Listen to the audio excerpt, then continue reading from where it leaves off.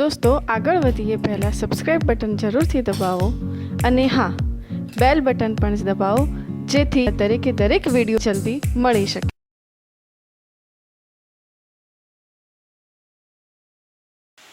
નમસ્કાર વિદ્યાર્થી મિત્રો, આપણે યુનિફોર્મ સર્ક્યુલર મોશનનો લેક્ચર નંબર 3 મતલબ વર્તુળ ગતિનો લેક્ચર નંબર 3 નિયમિત વર્તુળ ગતિ નહીં વર્તુળ ગતિનો નિયમિત વર્તુળ ગતિ અને કિસ્સો છે વર્તુળ ગતિનો લેક્ચર નંબર 3. આજનો આપણો ટોપિક છે કેન્દ્ર ત્યાગી બળ અને કેન્દ્રગામી બળ મતલબ કેન્દ્રગામી અને કેન્દ્ર ત્યાગી. સેન્ટ્રીપીટલ એટલે કેન્દ્રગામી અને સેન્ટ્રીફ્યુગલ એટલે કેન્દ્ર ત્યાગી. આ બંને બળો વિશે સમજીશું. એના વિશેનો કમ્પ્લીટ ખ્યાલ તમારા મગજમાં આવી જશે. ઇન શોર્ટ આજનો લેક્ચર જોશો તો તમને લગભગ આ બંને બળ વિશેનો ખ્યાલ કમ્પ્લીટ આવી જશે ને આની અંદર થતી ઘટનાઓ અંગે પણ માહિતગાર થઈ જશો. શરૂઆત કરીએ. સેન્ટ્રીપીટલ ફોર્સ વિશે આપણે લગભગ લાસ્ટ લેક્ચરમાં સમજી ગયા છીએ કે સેન્ટ્રીપીટલ ફોર્સ શું હોય છે. તો સેન્ટ્રીપીટલ ફોર્સને ફરીથી થોડું રિવાઇઝ કરી લઈએ. ધારો કે કોઈ પદાર્થ વર્તુળ ગતિ કરે છે તો સેન્ટરને અનુલક્ષીને r ત્રિજ્યાના વર્તુળાકાર માર્ગ પર ગતિ કરે છે. આ પદાર્થ આમ વર્તુળાકાર ગતિ કરે છે. તો વર્તુળ ગતિ દરમિયાન એનો જે રેખીય વેગ હોય એની દિશા તમે જાણો છો સ્પર્શકની દિશામાં હોય. બરાબર. આ પદાર્થ અહીંયા પહોંચે, ચાર પોઝિશન લઈ લે અને આ પોઝિશન, આ પોઝિશન, આ પોઝિશન. આ બધા સમય દરમિયાન એનો જે રેખીય વેગ છે એની દિશા ધારો કે સ્પર્શકની દિશામાં હોય. બરાબર. આ દિશામાં આમ ગતિ કરે છે. આમ ગતિ કરતો હોત તો બધાની દિશા સ્પર્શકની દિશામાં હોય. તો એવા સમયે એનો જે રેખીય પ્રવેગ, એનો જે પ્રવેગ છે કેન્દ્રગામી, એની દિશા કઈ હોય? એના પર લાગતું કેન્દ્રગામી બળ. કેન્દ્રગામી બળની દિશા હંમેશા કઈ હોય? સેન્ટરની તરફ હોય કે નહીં? સેન્ટરની તરફ જે પણ કેન્દ્રગામી બળ હોય એને આપણે શું કહીએ છીએ? એફસી.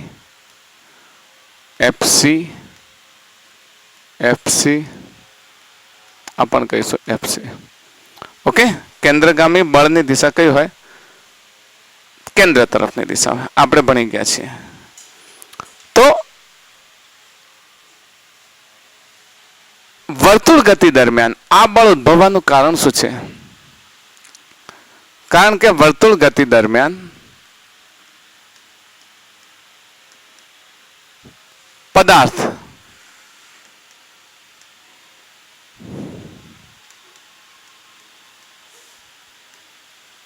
ગતિની દિશા સતત બદલે છે.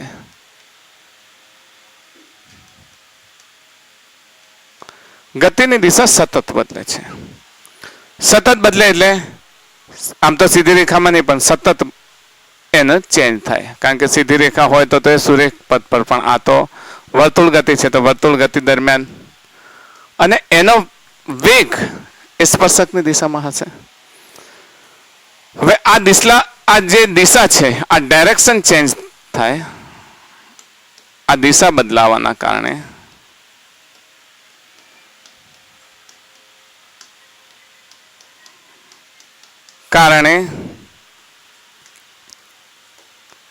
જે પ્રવેગ ઉત્પન્ન થાય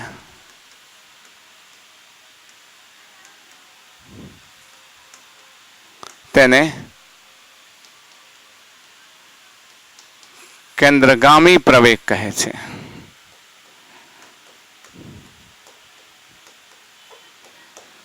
આ પ્રવેગ બળની દિશામાં હોય.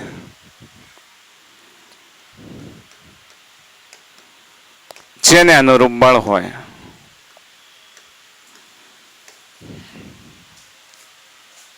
બળને કેન્દ્રગામી બળ કહે છે. આના વિશે આપણે ઓલરેડી સમજી ગયા છીએ.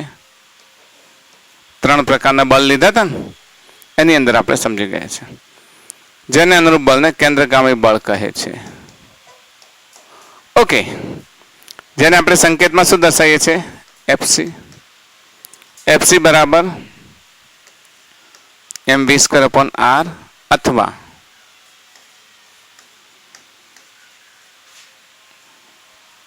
યાદ છે mv²/r અથવા mr r ઓમેગા² ના mr², યસ r ઓમેગા² એ થઈ ગયો જ્યાં AC બરાબર v²/r ઓલરેડી ભણી ગયા છે, ખબર છે ને? પ્રવેગ અલગ અલગ પ્રકાર ભણી ગયા, એની અંદર આવી ગયો. AC અલગ અલગ પ્રકારનું એક્સેલરેશન છે. એનો મતલબ કે કેન્દ્ર તરફ લાગતા બળને આપણે શું કહીએ છીએ? આમ કેન્દ્ર તરફ લાગતા બળને કયું બળ કહીએ છીએ? કેન્દ્રગામી બળ કહે છે. કેન્દ્રગામી બળ કહે છે.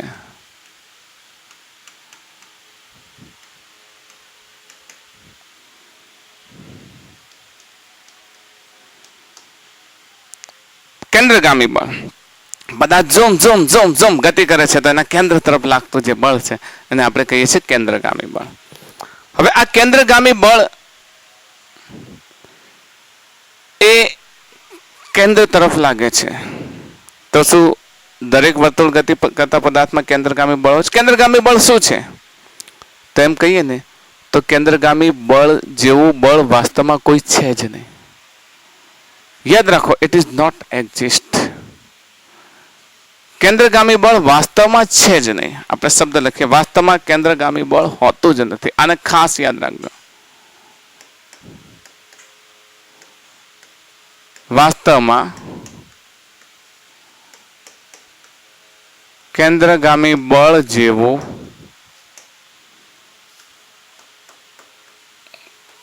કોઈ બળ હોતું જ નથી. ઘણા બધા વિદ્યાર્થીઓ કહેશે સર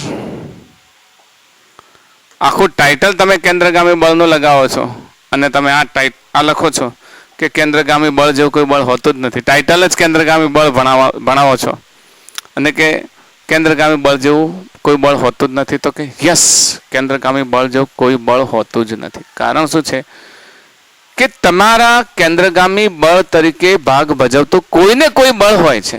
એ કેન્દ્રગામી બળ નહીં, પણ એ બળની દિશા કેન્દ્ર તરફ હોય એટલે એનું નામ કેન્દ્રગામી. કહ્યું છે ને કે કેન્દ્ર તરફ લાગતા બળને શું કહેવાય? કેન્દ્રગામી બળ. પછી ગમે તે બળ હોઈ શકે. ગુરુત્વાકર્ષણ બળ હોઈ શકે, વિદ્યુત બળ હોઈ શકે, તણાવ બળ હોઈ શકે, વોટેવર ગમે તે બળ હોઈ શકે. એ બળનું સ્વરૂપ છે કેન્દ્રગામી બળ. એ બળ પછી કેન્દ્રગામી બળનું સ્વરૂપ ધારણ કરી શકે છે. આપણે યસ કેન્દ્રગામી બળ માટે આ સૂત્ર લીધું ને કેન્દ્રગામી બળની વાત આવે એટલે mv²/r, પણ આ બળ એક્ઝિસ્ટ કરતું નથી.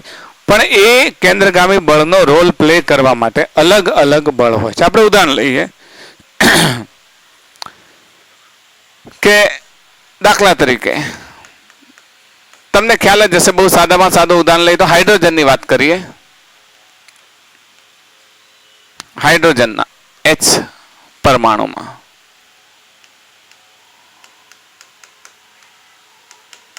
હાઇડ્રોજન પરમાણુની વાત વિચારીએ તો એનો કેન્દ્ર છે. કેન્દ્રની અંદર તમે જાણો છો હાઇડ્રોજનના કેન્દ્રમાં પ્રોટોન છે. બરાબર? શું છે? પ્રોટોન છે, જેનો પરમાણુ ભાર એટલે જેનો વિદ્યુત ભાર E છે. E ઇલેક્ટ્રોન જેટલો જ 1.6 એનું મૂલ્ય છે. E 1.6 × 10⁻⁻⁹. પછી બીજો એક ઇલેક્ટ્રોન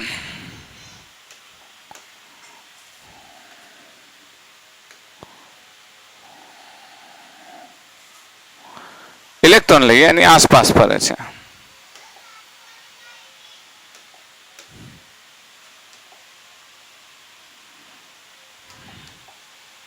ઓકે, અને પોઝિટિવ લઈ લઈએ E. ઇલેક્ટ્રોન લઈએ જેની આસપાસ ફરે છે. કલ્પના કરીએ કે ઇલેક્ટ્રોન એની આસપાસ ફરે છે. આ ઇલેક્ટ્રોન જે નેગેટિવ ચાર્જ છે. બંનેનો વિદ્યુત ભાર તો સરખો છે. બરાબર? તો હાઇડ્રોજન પરમાણુમાં પ્રોટોનની આસપાસ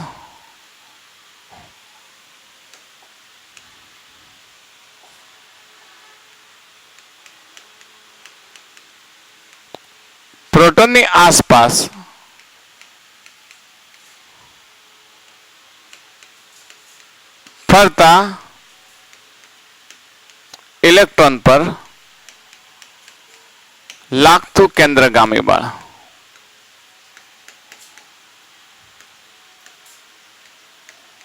એફસી હોય તો તમે વિચારો કે આ પોઝિટિવ ચાર્જ પ્રોટોન છે અને આ નેગેટિવ ચાર્જ ઇલેક્ટ્રોન છે, એમના વચ્ચે એક બળ લાગે છે. એ બળને આપણે સેન્ટ્રીપિટલ ફોર્સ નામ આપીએ. સેન્ટ્રીપિટલ ફોર્સ નામ આપીએ એફસી. તો વાસ્તવમાં એ બળ તો કયું છે? વિદ્યુત બળ છે. 12મા ધોરણના પ્રથમ ચેપ્ટરમાં તમે કુલમનો નિયમ ભણશો. કુલમના નિયમને આપણે આ રીતે સમજીએ છીએ. કુલમનો અચળાંક Q1 પહેલા પદાર્થનો વીજભાર, Q2 બીજા પદાર્થનો વીજભાર અને R² તેમના વચ્ચેનું અંતર. ધારો કે હાઇડ્રોજનના કેન્દ્ર અને ઇલેક્ટ્રોન વચ્ચેનું અંતર R હોય તો આને પણ આપણે લખી શકીએ કુલમનો અચળાંક. આનો પરમાણુ આનો વીજભાર E છે, આનો વીજભાર E છે એટલે E × E એટલે ડાયરેક્ટ E² લખીશું. Q1 Q2 ના બદલે E² અને આના વચ્ચેનું અંતર R છે એટલે R². This is FC. જો અહીં કેન્દ્રગામી બળનો રોલ કોણ ભજવે છે? કુલમનો નિયમ. કુલમ બળ એટલે વિદ્યુત બળ. અહીં કેન્દ્રગામી બળ તરીકે કયું બળ છે? વિદ્યુત બળ.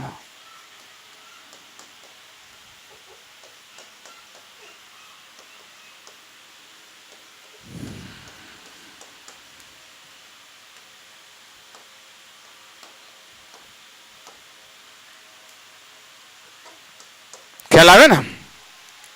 અહીંયા mv² તમે નથી લેતા. અહીંયા શું લો છો? બંને વચ્ચેનું વિદ્યુત બળ. કુલમના નિયમ પ્રમાણે વિદ્યુત બળ એફસી બરાબર Fe²R².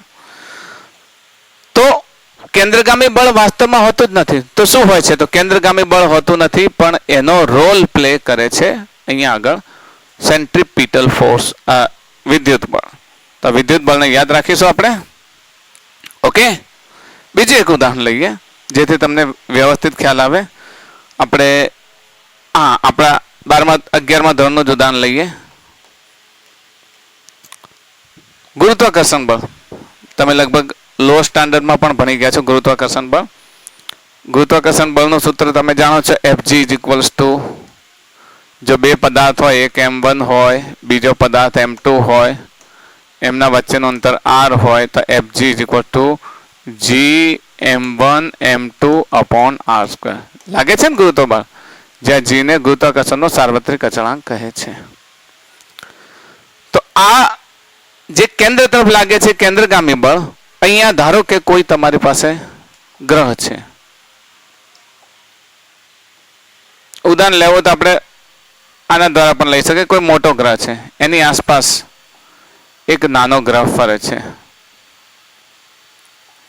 કક્ષામાં એક નાનો ગ્રહ ફરે છે.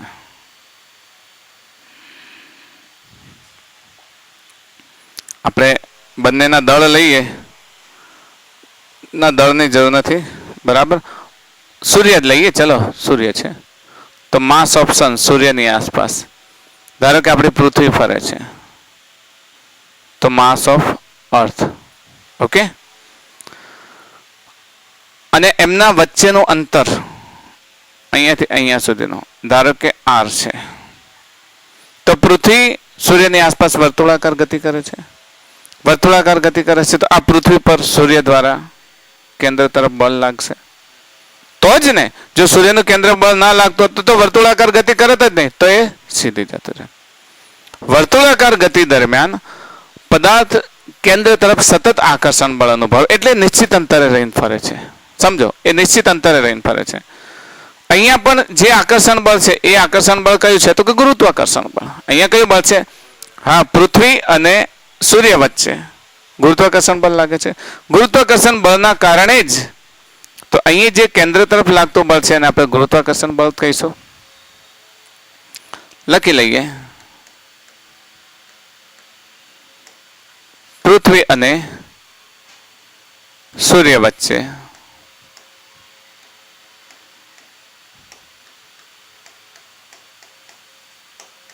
લાગતું બળ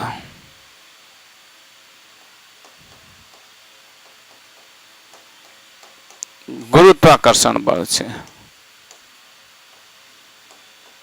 જે કેન્દ્ર તરફ લાગે છે.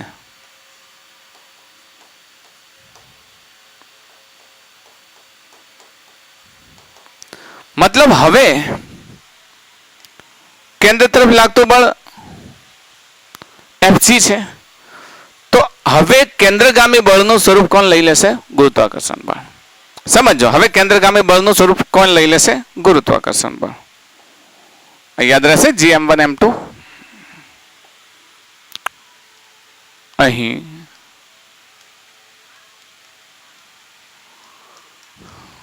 કેન્દ્રગામી બળ તરીકે ગુરુત્વાકર્ષણ બળ રહેશે.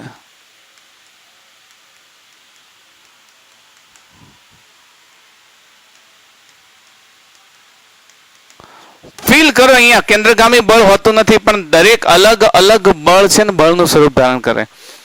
પ્રોટોન એ ઇલેક્ટ્રોનને ખેંચતો તો પોતાની તરફ, કયા? કુલંબીય બળ દ્વારા. અહીંયા સૂર્ય પૃથ્વીને ખેંચે છે, કયા બળ દ્વારા? ગુરુત્વાકર્ષણ બળ દ્વારા. તો કેન્દ્ર તરફ લાગતું બળ શું ગુરુત્વાકર્ષણ બળ છે? શું એને કેન્દ્રગામી બળ કહીશું?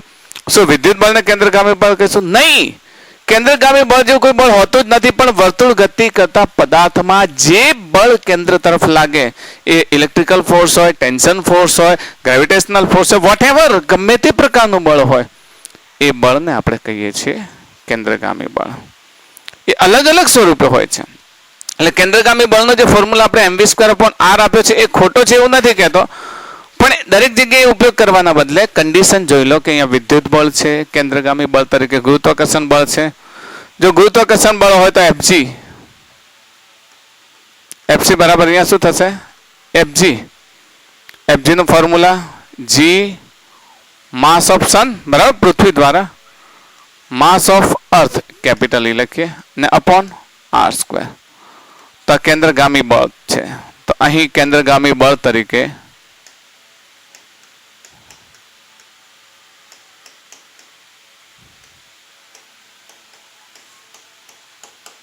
ગુરુત્વાકર્ષણ બળ છે.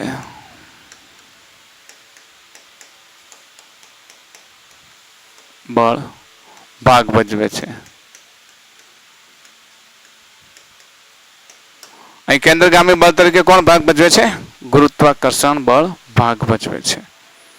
ઓકે, એક બીજું ઉદાહરણ લઈ લઈએ જેનાથી તમારો કોન્સેપ્ટ પરફેક્ટલી ક્લિયર થઈ જાય. એ જ આપણું પ્રખ્યાત ઉદાહરણ. પથ્થરને દોરીથી બાંધી અને હાથ વડે પકડીને ફેરવવામાં આવે. ઓકે,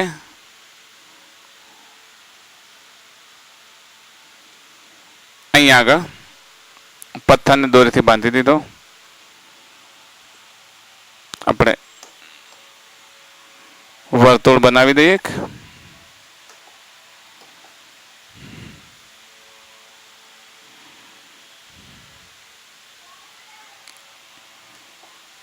પથ્થરને દોરીથી બાંધી દીધો અને બાંધીને આમ ફેરવવામાં આવે છે. તો પથ્થર પર કેન્દ્ર તરફ, દોરી પર કેન્દ્ર તરફ લાગતું બળ કયું હશે? Tension force T.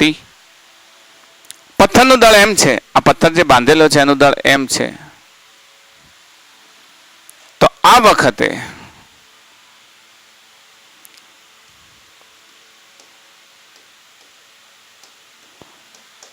પથ્થરને દોરી વડે બાંધીને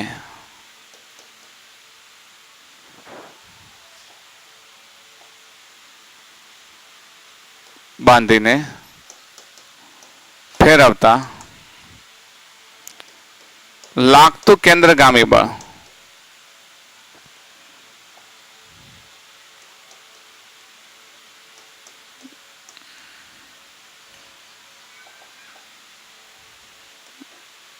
કેન્દ્રગામી બળ એ દોરીનું તણાવ બળ છે.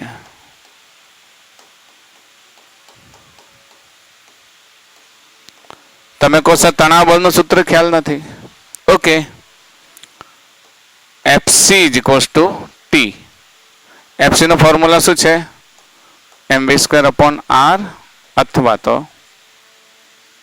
m R omega square. બેમાંથી કોઈ પણ સૂત્ર ટેન્શન ફોર્સ તરીકે લઈ શકીએ.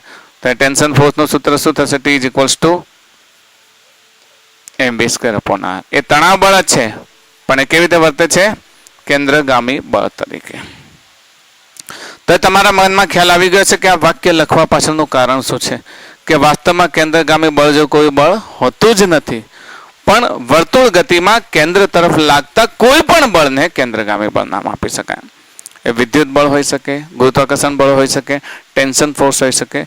તો કેન્દ્રગામી બળ તરીકે કોઈ પણ ફોર્સ લેવામાં આવે તો તમે સમજી જશો. ચુંબકીય ક્ષેત્રમાં જ્યારે વિદ્યુત ભાર ગતિ કરે તો પણ એ પણ સર્ક્યુલર માર્ગ પર ગતિ કરે, તો એ વખત લાગતું બળ કયું હોય? ચુંબકીય બળ. તો ચુંબકીય બળની અસર હેઠળ પણ ગતિ થાય છે, તો એને પણ કેન્દ્રગામી બળ તરીકે લઈ શકે. 12મા ધોરણમાં જ્યારે આપણે મૂવિંગ ચાર્જ એન્ડ મેગ્નેટિઝમ સમજીશું એની અંદર આપણે આખી વાત એની અંદર આવશે જ. પણ જ્યાં કેન્દ્રગામી બળનો ઉલ્લેખ થાય અને ત્રિજ્યા શોધવી હોય તો તે બળને mv સ્ક્વેર અપોન આર સાથે આપણે કમ્પેર કરીશું તો આપણને ગતિપથની ત્રિજ્યા મળી શકે. ઓકે, અહીંયા ગતિપથની ત્રિજ્યા તરીકે આપણે અહીંયા આર અંતર હતું, અહીંયા પણ અંતર હતું, અહીંયા દોરીની લંબાઈ છે. આ બધી ત્રિજ્યા જે તે ગતિપથની ત્રિજ્યા તરીકે વર્તશે, જેને આપણે કેન્દ્રગામી બળ તરીકે ઓળખીએ છીએ. ઓકે, તો કેન્દ્રગામી બળનું એક બીજું ઉદાહરણ લઈ લઈએ. એક દાખલા સ્વરૂપે લઈએ, પ્રશ્ન લઈ લઈએ કે હાઇડ્રોજનની ત્રિજ્યા 10⁻14 મીટર છે. તેની આસપાસ ફરતા ઇલેક્ટ્રોન પર લાગતું કેન્દ્રગામી બળ શોધો. એ જ આપણે હમણાં ગણ્યા ને.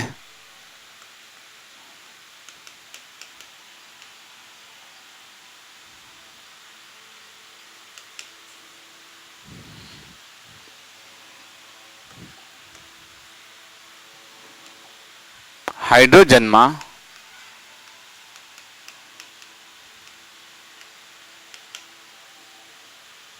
કેન્દ્રની આસપાસ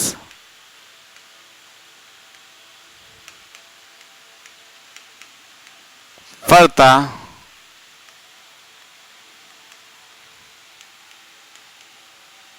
ઇલેક્ટ્રોનની ત્રિજ્યા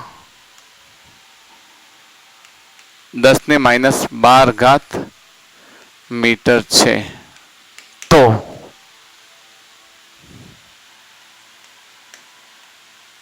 તેનું કેન્દ્રગામી બળ શોધો.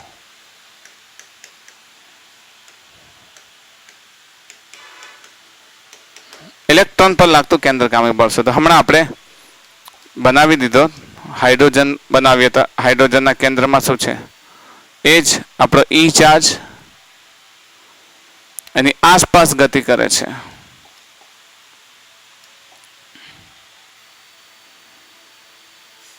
એ જ આપણો ઇલેક્ટ્રોન. ઇલેક્ટ્રોનના સેન્ટરથી અહીંયા સુધી ઈ.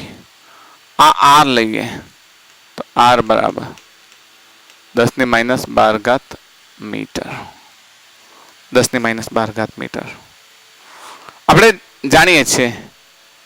ઈ બરાબર 1.6 × 10⁻19 કુલમ વીજભાર આપી દીધો છે. અને અહીંયા જ્યારે કુલમનો નિયમ ઉપયોગ કરશો ને ત્યારે જેમ જીનું મૂલ્ય 6.67 × 10⁻11 હતું ને, એમ અહીંયા કેનું મૂલ્ય, કુલમના અચળાંકનું મૂલ્ય 9 × 10⁹ newton per metre square, newton metre square per, જો F = kq²/r², newton metre square per coulomb square થશે. આના પરથી તમે લઈ શકો. ઓકે, તો E અને K છે આપણી પાસે. તો કેન્દ્ર તરફ કયું બળ લાગે? કેન્દ્રગામી બળ. અહીંયા કેન્દ્રગામી બળ તરીકે કયું બળ પ્લે કરે છે? અહીં કેન્દ્રગામી બળ તરીકે, બોલો સમજો, અહીંયા કેન્દ્રગામી બળ તરીકે કયું બળ રોલ પ્લે કરે છે? વિદ્યુત બળ. બરાબર, કેન્દ્રગામી બળ તરીકે વિદ્યુત બળ મળે છે. વિદ્યુત બળને આપણે શું કહીશું? Fc = F ઈ એફ ઈ એટલે ચલો કે આનો વીજભાર ઈ, આનો પણ વીજભાર ઈ એટલે ઈ નો સ્ક્વેર અને નીચે વચ્ચેનું અંતર આર સ્ક્વેર. કે ની કિંમત મૂકીએ 9 × 10⁹. ઈ ની કિંમત મૂકીએ 1.6 × 1.6 બે વખત લખીએ 10⁻⁻19 10⁻⁻19 અને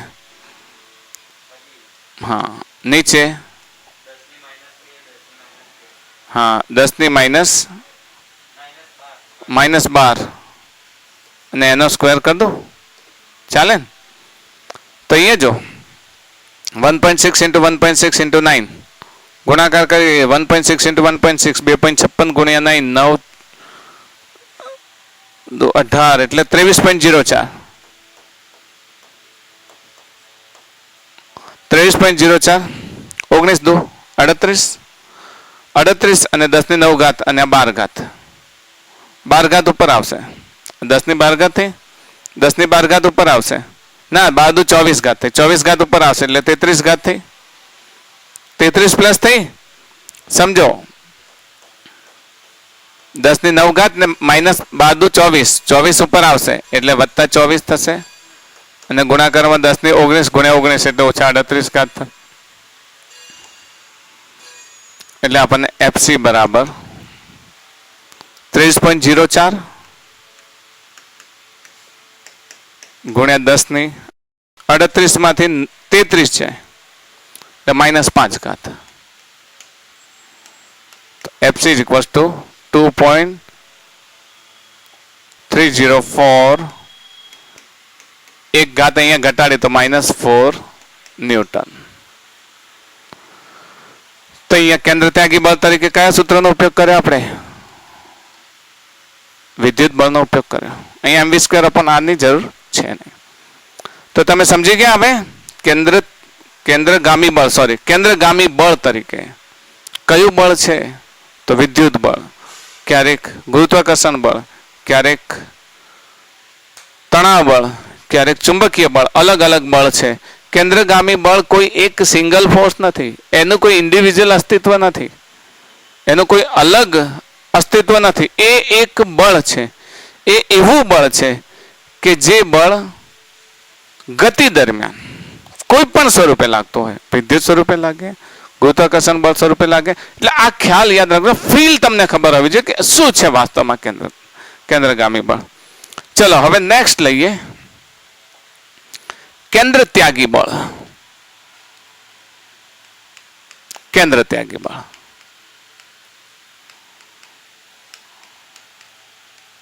ઘણા શિક્ષકો કેન્દ્રગામી ને કેન્દ્ર ત્યાગીને એક જ વાત કરે છે, પણ કન્ફ્યુઝન ના કરતા.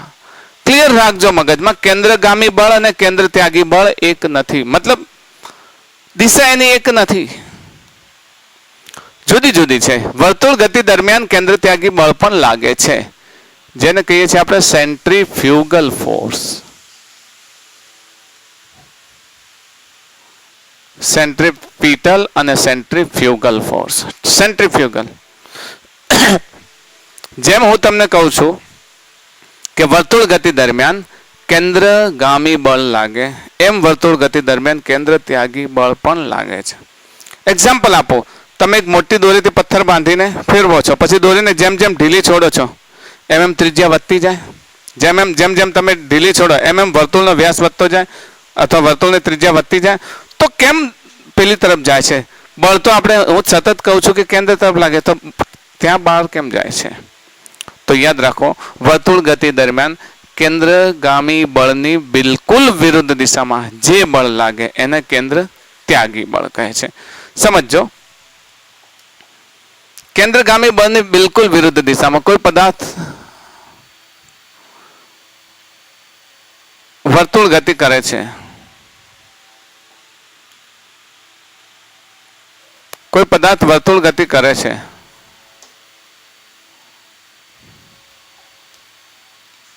તો આ વર્તુળ ગતિ દરમિયાન પદાર્થની વર્તુળ ગતિ દરમિયાન આનું સેન્ટર છે, સેન્ટરથી છે, સેન્ટરથી આ દિશામાં આ વર્તુળ ગતિ છે,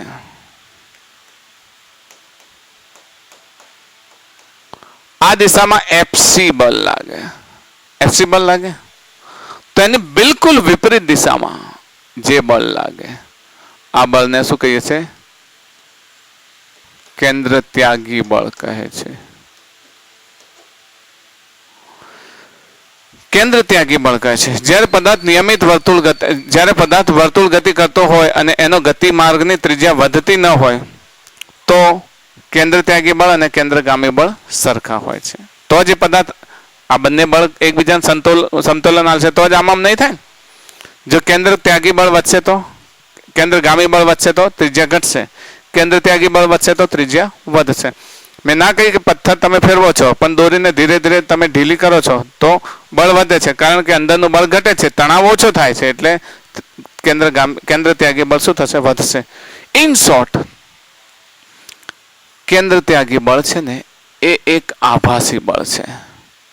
આ ખાસ ગાંઠ મારીને રાખજો. કેન્દ્ર ત્યાગી બળ એક આભાસી બળ છે, આભાસી બળ છે. સ્યુડો ફોર્સ, એને શું કહીશું? Pseudo force. Pseudo force PSEUDO, pseudo force. P silent બોલાય છે, સ્યુડો. PSEUDO, pseudo force. આભાસી બળ. આ ખાસ યાદ રાખજો, આભાસી બળ દરેકે અનુભવ્યું હશે. તમે જ્યારે ફન ફેરમાં જાઓ, કોઈ મેળામાં જાઓ અને ચકડોળમાં બેસો છો, ચકડોળમાં બેસો છો ત્યારે તમને એકદમ કેન્દ્રથી દૂર જવાનો આભાસ થાય છે અને જે આભાસી બળ લાગે છે ઉપરથી નીચે આવો ત્યારે જાણે પડી ગયા હોય એવો આભાસ થતો હોય, આમ ગોળ ગોળ ફરતા હોય ત્યારે જાણે સાઈડમાં ફેંકાઈ જતા હોય આભાસ થતો હોય, જે રોમાંચ અનુભવો છો એ છે સ્યુડો ફોર્સ. એ સ્યુડો ફોર્સ જ કેન્દ્ર ત્યાગી બળ છે. સ્યુડો ફોર્સ જ કેન્દ્ર ત્યાગી બળ છે. આપણે ખેડૂત છે એ જ્યારે ગોફણ ખબર છે ને, એક દોરી છે, દોરીના છેડે એક આટલી નાનો ભાગ હોય જેની અંદર પથ્થર મૂકે ખેડૂત અને ભમાવીને પછી એક ભાગ છોડે છે તો સ્પર્શકની દિશામાં દૂર જાય છે. એનો અર્થ શું થયો? એ એને વેગ આપે છે અને કેન્દ્રથી દૂર જાય છે. પદાર્થ કેન્દ્રથી દૂર જાય છે. તો એક સ્યુડો ફોર્સ છે, આભાસી ફોર્સ છે. આભાસી ફોર્સ કોણ અનુભવે? તો અવલોકનકાર અનુભવે. અવલોકનકાર અનુભવે. તમે જ્યારે કોઈ ચકડોળમાં બેઠા હો, આ પ્રમાણે ચકડોળમાં બેઠા છો, અહીંયા ગોળ ફરે છે માની લો કે, તો કોઈ વ્યક્તિ આની અંદર બેઠો છે, અહીંયા એક બહાર ઉભેલો વ્યક્તિ એને જોશે ને તો એને તો માત્ર આ વ્યક્તિ ગોળાકાર ગતિ કરતો જ દેખાશે, ગોળાકાર ગતિ કરતો. એને બસ, એને તો માત્ર આ અવલોકનકાર હોય એ તો આને સાપેક્ષ આ વ્યક્તિ શું કરે છે? વર્તુળ ગતિ કરે છે. પણ આ અવલોકનકાર પોતે શું કરશે? આ દિશામાં એક બળ અનુભવશે, બરાબર. આ બળને સેન્ટ્રીફ્યુગલ ફોર્સ કહે છે, જે કેવું છે? આભાસી બળ છે. ખેંચાઈ જતો નથી, એ ત્યાં આગળ પકડીને રાખે છે અથવા એની પાસે કોઈ સિસ્ટમ છે કે કઈ બેલ્ટ બાંધેલો હોય જેનાથી એ આભાસી બળ અનુભવે છે. આભાસી બળ મોટે ભાગે વર્તુળાકાર ગતિમાં વધારે અનુભવવામાં આવે છે. એટલે તમે જુઓ, ફન ફેર હોય, મેળાની અંદર જે ચકડોળ હોય મોટા ભાગે વર્તુળાકાર ગતિ કરતી હોય, જેમાં અંદર રહેલા વ્યક્તિને આભાસી બળ અનુભવાય. તો તમે કોઈ ખબર છે પેલી ટ્રેન આજુબાજુ ફરતી હોય એમાં પણ બાળકોને કેમ મજા આવે? કારણ કે એક આભાસી બળ અનુભવાય છે. આભાસી બળ અનુભવાય એટલે રોમાંચનો અનુભવ થાય છે. એ કેન્દ્ર ત્યાગી બળ છે. આવા બળને આપણે શું કહીએ છીએ? કેન્દ્ર ત્યાગી બળ. ઓકે, આવા બળને આપણે કેન્દ્ર ત્યાગી બળ કહે છે. બહારથી અવલોકન કરીશું તો આ માત્ર વર્તુળાકાર ગતિ લાગશે.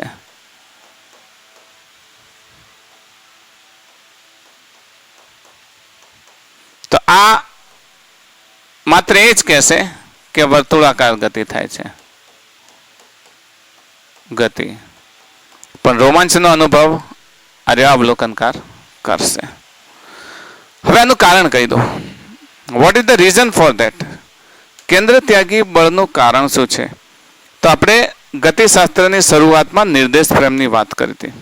નિર્દેશ પ્રેમ અવલોકનકાર કયા સ્થળેથી ને કઈ પરિસ્થિતિમાં અવલોકન કરે અને આપણે કહીએ છીએ નિર્દેશ પ્રેમ. નિર્દેશ પ્રેમ યાદ છે? નિર્દેશ પ્રેમનો ઉલ્લેખ કર્યો તો ફ્રેમ ઓફ રેફરન્સ નિર્દેશ પ્રેમની વાત કરી હતી. અને આ નિર્દેશ પ્રેમ એ જ આપણે આ ગતિશાસ્ત્રની શરૂઆતમાં જ વાત કરી હતી કે નિર્દેશ પ્રેમ છે ને એ બે પ્રકારની છે. એક છે જડત્વીય નિર્દેશ પ્રેમ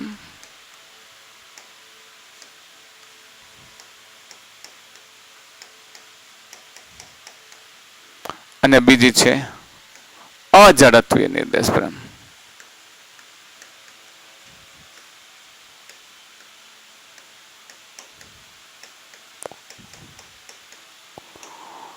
હું તમને NLM-માં ન્યૂટન્સ લો ઓફ મોશનમાં જ્યારે સ્યુડો ફોર્સ ભણાવીશ ત્યારે બહુ ડિટેલમાં આના વિશે સમજાવીશ. શરૂઆતમાં કહી દઉં કે જડત્વીય નિર્દેશ પ્રેમ ને અજડત્વીય નિર્દેશ પ્રેમ. જડત્વીય નિર્દેશ પ્રેમ એટલે એવી નિર્દેશ પ્રેમ કે જેમાં ન્યૂટનની ગતિના બધા નિયમોનું પાલન થતું હોય. જે નિર્દેશ પ્રેમમાં ન્યૂટનની ગતિના બધા નિયમોનું પાલન થતું હોય એ નિર્દેશ પ્રેમને જડત્વીય નિર્દેશ પ્રેમ કહે છે. તો અહીંયા ન્યૂટનના નિયમોનું પાલન થાય છે. ગતિ માટેના બધા નિયમોનું પાલન થાય છે.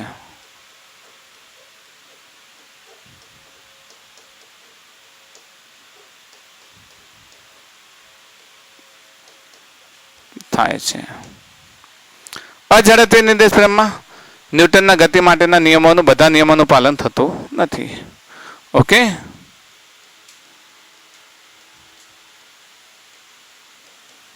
ગતિ માટેના બધા નિયમોનું પાલન થતું નથી.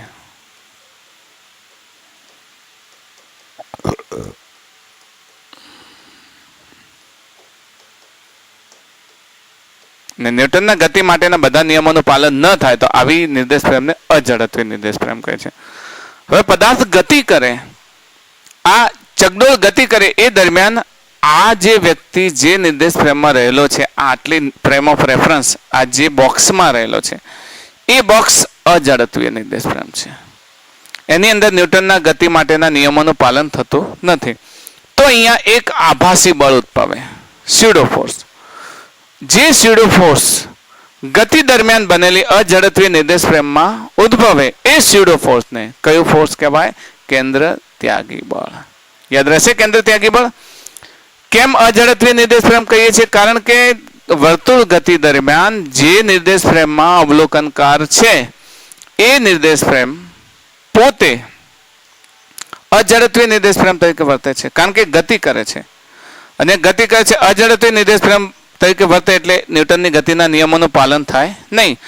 અને સ્યુડો ફોર્સ એટલે કે આભાસી બળ, આ આભાસી બળ હંમેશા અજડત્વીય નિર્દેશ પ્રેમમાં ઉદ્ભવે.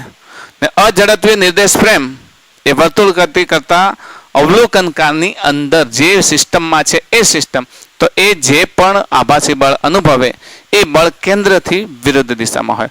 મતલબ આ કેન્દ્ર તરફનું બળ છે FC, એની બિલકુલ વિરુદ્ધ દિશામાં છે અને એની બિલકુલ વિરુદ્ધ દિશામાં લાગતું હોવાથી આ બળને આપણે શું કહીએ છીએ? કેન્દ્ર ત્યાગી બળ. હવે ખ્યાલ આવી ગયો? Concept clear? ફીલ આવી ગઈ કે કેન્દ્ર ત્યાગી બળ શું છે? કેન્દ્ર ત્યાગી બળ એક આભાસી બળ છે. આભાસી બળ એટલે કે એવી નિર્દેશ પ્રેમ કે જે અજડત્વીય નિર્દેશ પ્રેમ છે. અજડત્વીય નિર્દેશ પ્રેમ કેમ બની ગઈ? તો કે જે ગોળાકાર ગતિ કરે છે એ જે સિસ્ટમ છે, જે આખું ગોળાકાર ગતિ કરે છે એ નિર્દેશ પ્રેમ છે. જે આખી ગોળાકાર ગતિ કરે છે. તમે જોજો, તમે ટ્રેનમાં બેઠા હો કે બસમાં બેઠા હો તો બસ જ્યારે શાર્પ ટર્ન લે ગોળાકાર, ત્યારે તમે સાઈડમાં ઝૂકી જાઓ છો, સાઈડમાં ઝૂકી જાઓ છો.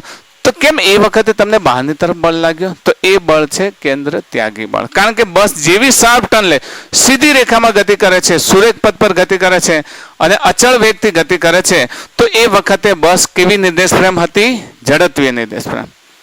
તો એ વખતે તમે શાંતિથી અંદર બેસી શકો, ઇવન તમે આમ દડો ઉછાળો કે ગમે તે કામ કરો તો કરી શકો છો.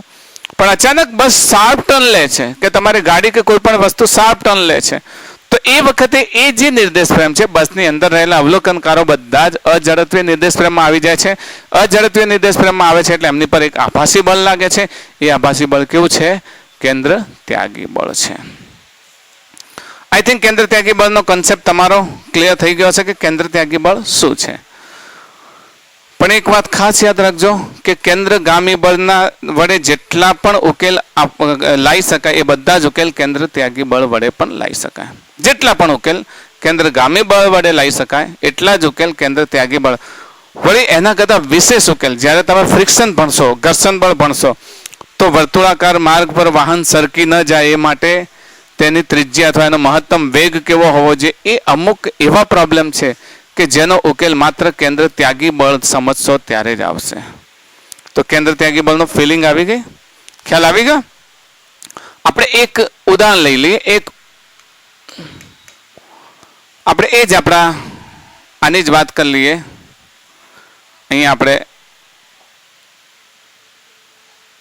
વર્તુળાકાર વાત કરી હતી ને, ઉદાહરણ બધા લીધા હતા. યસ, હા, આની વાત કરી લઈએ. આજ પથ્થરને દોરી વડે ફેરવતા લાગતું કેન્દ્રગામી બળ. આ રહ્યા જ વાત આપણે અહીંયા આગળ કરી લઈએ. પથ્થરને દોરી વડે એનો ઉકેલ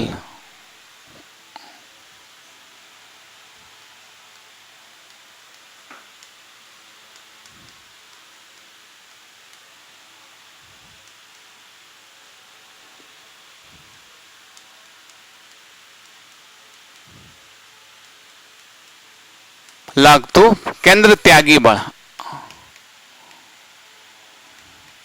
પેલામાં આપણે કેન્દ્રગામી બળ મેળવ્યું હતું ને, કેન્દ્ર ત્યાગી બળ મેળવ્યું. એ જ આપણે હમણાં હાથ વડે ફેરવ્યો હતો પથ્થર. એ પથ્થરને ફેરવ્યો હતો એટલે આપણે એક વર્તુળાકાર માર્ગની કલ્પના કરી હતી જેની અંદર રહી અને પથ્થર r ત્રિજ્યાના વર્તુળાકાર માર્ગ પર ગતિ કરે. આ પથ્થર પર લાગતું કેન્દ્ર તરફનું બળ જેને આપણે શું કહીએ છીએ? તણાવ બળ. યાદ છે ને? તણાવ બળ. આ તણાવ બળ અને આ તરફ લાગતું કેન્દ્રગામી બળ.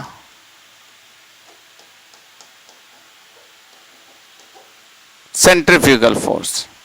ઓકે, સેન્ટ્રીફ્યુગલ ફોર્સ FCG લઈએ. Centrifugal FCG. તો પદાર્થ, પથ્થર અચળ ત્રિજ્યામાં વર્તુળ ગતિ કરે.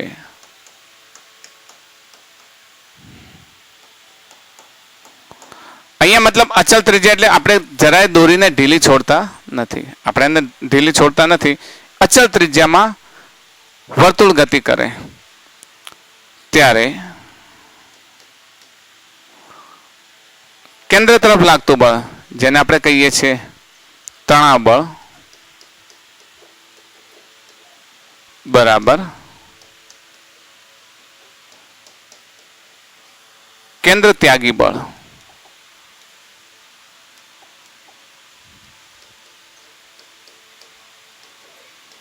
બરાબર, તણાવ બળ બરાબર કેન્દ્ર ત્યાગી બળ. પણ તમે જુઓ, કેન્દ્ર અહીંયા કેન્દ્ર ત્યાગી બળ લખીશું.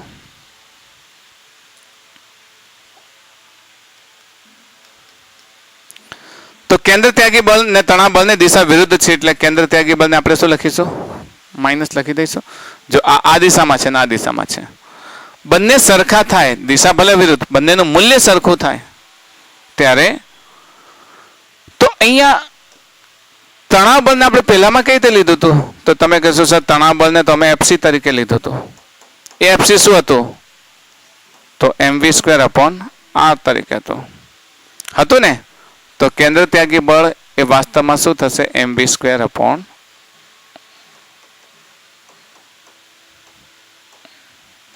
ફક્ત એની આગળ શું આવશે? માઇનસ આવશે. દરેક કેન્દ્રગામી બળ આગળ જ્યારે તમે માઇનસ લગાવશો ત્યારે કેવું બની જશે? કેન્દ્ર ત્યાગી બળ. કેન્દ્ર ત્યાગી બળ બધાનો ઉકેલ આવી શકે. આપણે ગુરુત્વાકર્ષણમાં પણ લાવીશું. તો દિશાની દ્રષ્ટિએ કહીએ તો આ FC સેન્ટર તરફ લાગે, તો FCG ક્યાં લાગે? સેન્ટરથી વિરુદ્ધ દિશામાં. તો એ તો છે જ ને, કેન્દ્ર ત્યાગી બળની હાજરી હોય જ છે. કોઈ પણ ગતિ વખતે કેન્દ્ર ત્યાગી બળની હાજરી હોય જ છે. ઘર્ષણને હજુ ભણવાનું છે. ઘર્ષણને જો વિશેષ રીતે ભણીશું ત્યારે એની અંદર મહત્તમ વેગનો સૂત્ર આવશે. તો ઘર્ષણ બળને થોડુંક આ ચેપ્ટર પૂરતું આપણે લઈ અને પછી હજુ સેન્ટ્રીફ્યુગલ ફોર્સ અને વાહનની મહત્તમ ગતિ અને બેન્કડ કર્વ સરફેસ વાળા જે સિદ્ધાંતો છે એ બધા જ આપણે નેક્સ્ટ લેક્ચરમાં ભણીશું. Okay, that's all for today.